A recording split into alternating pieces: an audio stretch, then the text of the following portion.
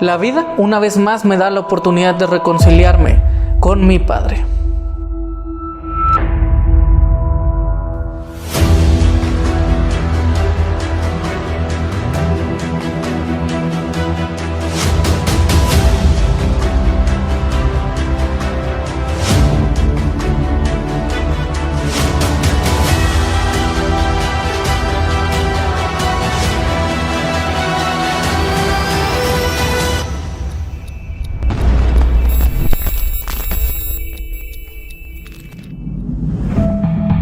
Justo en el momento en el que yo me encontraba ejecutando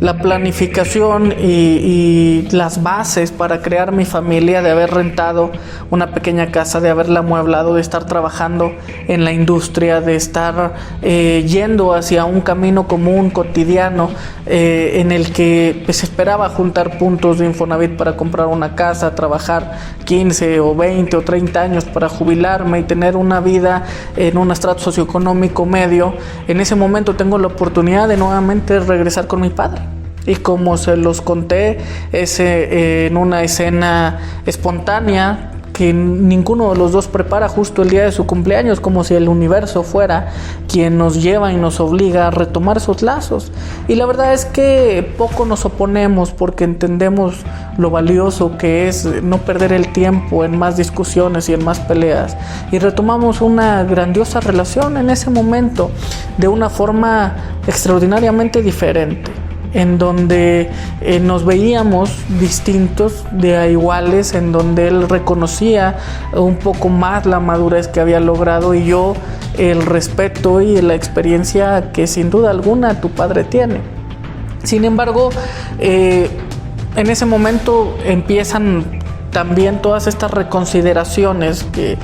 hace mi padre y que sin duda alguna, gracias a ellas, yo también estoy forjado, porque una de las grandes cosas que yo debo reconocer es que, aunque fue a punta de tirones y jalones y peleas, gracias a todo esto yo terminé de estudiar.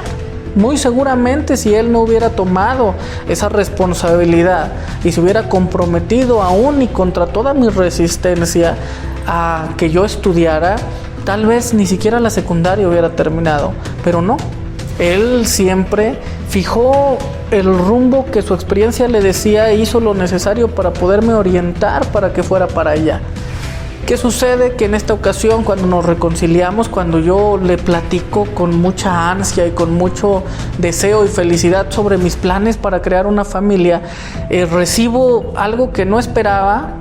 Aunque reconozco que fue positivo, a lo mejor en ese momento no lo entendí, pero hoy claro me queda, porque en lugar de recibir bríos y aplausos y palmadas en la espalda y que me dijera muy bien hijo, forma tu familia, me para en seco y me dice que es el peor error que estoy cometiendo.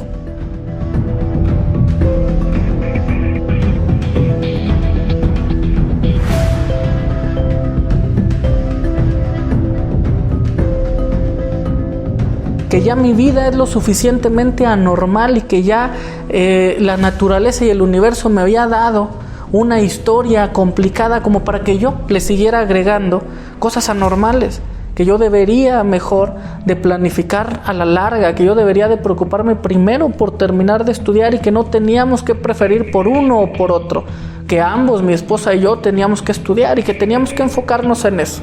que teníamos que olvidarnos de casarnos jóvenes, de casarnos temprano, de hacer como pudiéramos una familia, porque las cosas no se hacen como puedes, de traer al mundo hijos como Dios nos diera a entender, porque esa era una irresponsabilidad y lo verdaderamente responsable era no cometer todos aquellos errores que se habían cometido durante generaciones en nuestras familias para de verdad hacer un cambio. Y bueno, la verdad es que, como en contadas ocasiones, en esta ocasión yo le hice caso. Le hice caso y eché para atrás esa planificación y dejé de trabajar en esa industria